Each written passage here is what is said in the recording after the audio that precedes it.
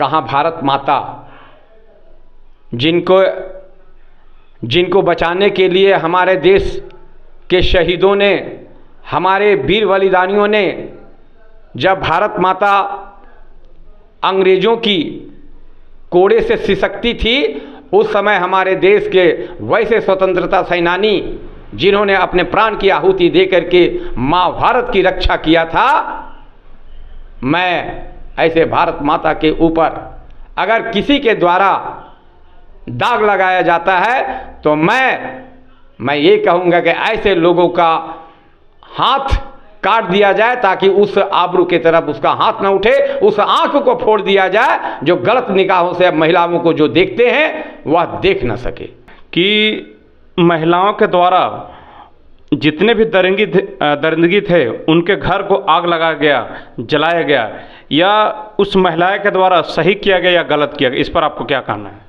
मैं तो इस पर ये कहना चाहूँगा कि हमारी महिलाएं ऐसी परिस्थिति में रणचंडी का रूप धारण कर ले, आदि शक्ति भगवती का रूप धारण कर ले और ऐसे असुरों का नाश करने के लिए स्वयं अपने आप में सबल हो। मैं ऐसी महिलाओं को नमन करता हूँ, ऐसे शक्ति को मैं नमन करता हूँ, ऐसे जज्बाती को मैं सलाम करता हूँ। नमस्कार, आप देख रहे हैं रिपोर्टिंग मीडिया।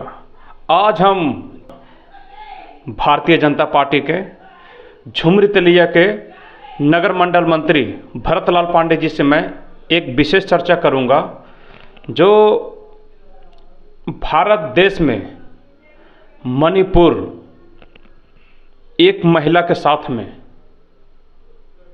इतनी शर्मनाक घटना किया गया है जिसकी मैं जितने बयां करूं वो अपने आप में बहुत कम है। तो मैं इनके साथ में विशेष चर्चा करूंगा।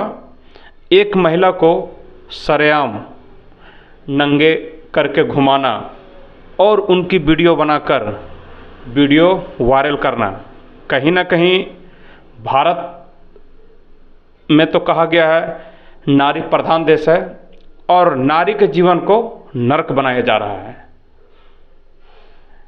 इस महिला के साथ में जो मैती जनजाति के महिला है, मणिपुर के कुकी स्थान, मैं महिला को मैं नाम नहीं लेना चाहूँगा, और इस महिला के साथ में इतनी बर्बरता से घटना को अंजाम दिया गया। इस घटना को अंजाम देने में जितने भी घटना देने के व्यक्ति सब हों, उनकी भारत उच्च न्यायालय के तरफ से जितनी कठोर से कठोर सज़ा हो वह अपने आप में बहुत कम है। आइए मैं भरतलाल पांडे जी से मैं चर्चा करूंगा कि इस घटने को किस रूप से, किस एंगल से ये देखते हैं और इस घटने के दरिंदगी को क्या होना चाहिए। तब क्या बोलना चाहेंगे श्रीमान इस घटने के बारे में? यह कोई असाधारण घटना नहीं है और आए दिन ऐसा देखा जा रहा है, ना केवल मणिपुर बल्कि हिंदुस्तान के हर कोने में इस तरह की दरिंदगी देखी जा रही है। रही बात व्यवस्था की, तो कहीं ना कहीं व्यवस्था गुनहगार जरूर है। चूँकि हमारे देश की महिला सम्मानित है और हम उसका सदियों से सम्मान करते चले आ रहे हैं, लेकिन आज समाज के कुछ ऐसे वर्ग के लोग हैं, ऐसे वर्ग उत्पन्न हो गया है जो कि महिलाओं को अपना हवस का शिकार बना रखे हैं। ऐसे हवसियों के लिए मैं चाहूँगा ना केवल इसकी जवाबदेही सरकार को दिया जाए और ना ही कानून व्यवस्था को, ऐसी दरिंदगी को मिटाने के लिए हमें जगना होगा, महिलाओं को जगाना होगा, समाज को जगाना होगा और हम ऐसा एक वातावरण तैयार करें कि खुद ब खुद इस तरह की जो घटनाओं का अंजाम देने वाले वर्ग हैं, उन वर्गों का माने रूह काँप उठे। ऐसे लोगों के लिए कठोर से कठोर दंड देने का स्वयं जनता माहौल तैयार करे, ताकि आज हमारी बहू बेटियाँ जो सिसकते हुए, सहमे हुए, डरे हुए माहौल में आते जाते हैं, कहीं जाने के लिए स्वतंत्र नहीं हैं। हमारी बच्चियाँ विद्यालय जाती हैं, कॉलेज जाती हैं, लेकिन अपने आप को आज क्या ऐसे लोगों की वजह से, ऐसे वर्ग के वजह से वे हमेशा सहमी हुई रहती है। तो इसके लिए मैं सरकार से और न्याय व्यवस्था से अपील करने के साथ में तमाम समाज के वैसे लोगों से अपील करना चाहूँगा कि आप एक ऐसा हथियार तैयार करिए ताकि खुद ब खुद वह अपने आप को तैयार करे, ताकि इस तरह की जो घटनाएं घटती है उस घटनाओं का वह अंजाम खुद ब खुद दे सके।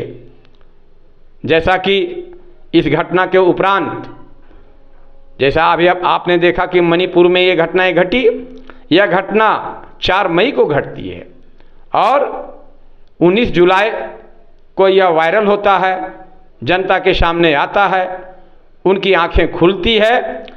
और जैसा कि मैंने पहले आपसे अपील किया है, वहाँ की महिलाएं वैसे भीड़ में लोगों को जब चिन्हित किया गया तो ऐसे लोगों के घर में जाकर के उन्होंने आग लगाया, उसके घरों को जला दिया है। इसलिए महिलाएं जगें और महिलाओं को सशक्तिकरण का पाठ पढ़ावें, उसे सशक्त बनावें। इसी तरह का एक तूफान तैयार करना होगा, एक बागी तैयार करना होगा, ताकि अपने आत्मरक्षा स्वयं कर सके। मैं एक बात और पूछना चाहूँगा आपसे कि महिलाओं के द्वारा जितने भी दरिंदगी थे उनके घर को आग लगाया गया, जलाया गया, या उस महिला के द्वारा सही किया गया या गलत किया गया, इस पर आपको क्या कहना है? मैं तो इस पर ये कहना चाहूँगा कि हमारी महिलाएं ऐसी परिस्थिति में रणचंडी का रूप धारण कर ले, आदिशक्ति भगवती का रूप धारण कर ले और ऐसे असुरों का नाश करने के लिए स्वयं अपने आप में सबल हो। मैं ऐसी महिलाओं को नमन करता हूँ, ऐसे शक्ति को मैं नमन करता हूँ, ऐसे जज्बाती को मैं सलाम करता हूँ, जिसने उसका मुंह तोड़ जवाब स्वयं को दिया है, दूसरे के ऊपर उसने निर्भर नहीं किया है। इसलिए और भी हिंदुस्तान की सारी महिलाओं, सारी बच्चियों से मैं ये अपील करूँगा कि कल का भारत आपका होगा, लेकिन कल का भारत कैसा होगा यह स्वयं आप लोगों को तैयार करना है। इसके लिए आपको जगना है और अपनी आत्मरक्षा, अपनी आबरू की रक्षा, अपनी इज्जत की रक्षा कैसे करें, खुद ब खुद हमको तैयार करना है। और मैं देश के नौजवानों से ये अपील करूंगा कि हमारे अपनी माँ बहनों की रक्षा कैसे हो, उसकी मर्यादा कैसे बचे, उसकी आबरू कैसे बचे, इसके लिए हम नौजवानों को आगे आना होगा। और इस तरह का जो वर्ग है उस वर्ग को हमको शक्ति से पेश आना होगा और इस वर्ग को हमको मिटाने का संकल्प लेने का जरूरत है। कहीं ना कहीं भारत देश को लोग भारत माता के नाम से जानते हैं और इस भारत देश में महिला को सम्मान नहीं मिल रहा है, महिला के साथ में नर्क बनाया जा रहा है। तो इस भारत माता को के बारे में आपकी क्या राय है और आप क्या बोलना चाहेंगे? ऐसे जिस तरह का सवाल आपका है, कहाँ भारत माता, जिनको बचाने के लिए हमारे देश के शहीदों ने, हमारे वीर बलिदानियों ने, जब भारत माता अंग्रेज़ों की कोड़े से सिसकती थी, उस समय हमारे देश के वैसे स्वतंत्रता सेनानी जिन्होंने अपने प्राण की आहुति दे करके माँ भारत की रक्षा किया था, मैं ऐसे भारत माता के ऊपर अगर किसी के द्वारा दाग लगाया जाता है तो मैं ये कहूँगा कि ऐसे लोगों का हाथ काट दिया जाए ताकि उस आबरू की तरफ उसका हाथ न उठे, उस आंख को फोड़ दिया जाए जो गलत निगाहों से महिलाओं को जो देखते हैं वह देख न सके। धन्यवाद। मैं तो इनसे चर्चा किया और चर्चा करने में बहुत तरह की ऐसे बात आई महिला के सम्मान में। आज के समय में यदि भारत देश में यदि नारी को सम्मान नहीं मिल पा रहा है तो ये बड़ा दुर्भाग्य की बात है। और यदि भरतलाल पांडे जी की बात से यदि आप लोग समर्थ में है तो इनकी बातों को सुने और अपनी राय को कमेंट सेक्शन में आप अवश्य दें। धन्यवाद। मेरा रिपोर्टिंग मीडिया चैनल को सब्सक्राइब करें, शेयर करें। जिनकी न्यूज कवरेज कराना हो तो मेरा फ़ोन नंबर 8873250069। धन्यवाद।